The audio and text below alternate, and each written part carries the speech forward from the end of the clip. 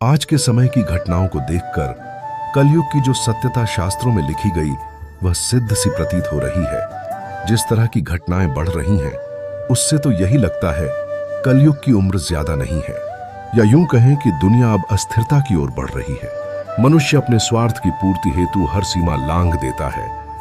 उसे यह भौतिक संसार ही स्वर्ग और नर्क लगने लगा है। लेकिन अभी भी कुछ लोग धर्म के मार्ग पर चलकर समाज और संसार का हित करने में पीछे नहीं है। शायद यही वजह है कि कलयुग का संतुलन बना हुआ है।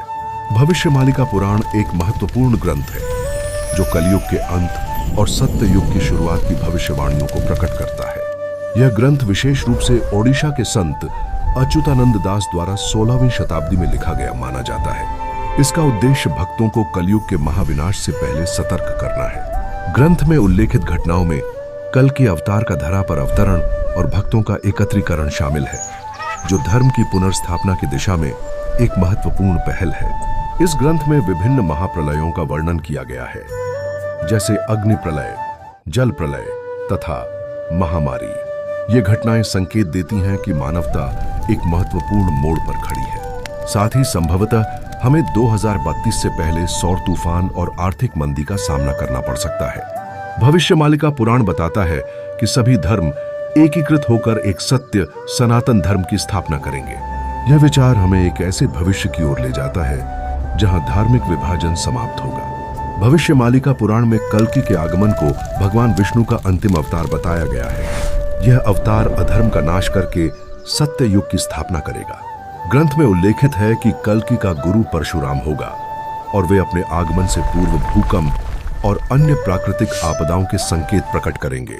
कल्कि स्वयं एक भव्य शक्तिशाली व्यक्तित्व के रूप में प्रकट होंगे, जो 64 करोड़ पवित्र लोगों का समूह बनाएंगे, जो कलयुग में धर्म, सच्चाई और भलाई की राह पर आज भी चल रहे हैं। सत्य युग के आगमन के बाद समाज में प्रेम और धर्म की पुनर्स्थापना होगी, जिससे भूख, रोग और आपदाएं समाप्त हो जाएंगी। संत की यह भविष्यवाणी हमें यह प्रेरणा देती है कि हम अपने धार्मिक और आध्यात्मिक मार्गों पर सजग रहें। ग्रंथ हमें यह भी स्मरण कराता है कि कल्कि पहले ही अवतरित हो चुके हैं और हमें उनके प्रति श्रद्धा और भक्ति के साथ आगे बढ़ना चाहिए। इस प्रकार भविष्यमालिका पुराण केवल एक धार्मिक ग्रंथ नहीं है, बल्कि यह मानवता को जागरूक करने का एक साधन है। हमें अपनी आध्यात्मिकता और मानवता के प्रति सजग रहकर भविष्य की घटनाओं का सामना करना चाहिए।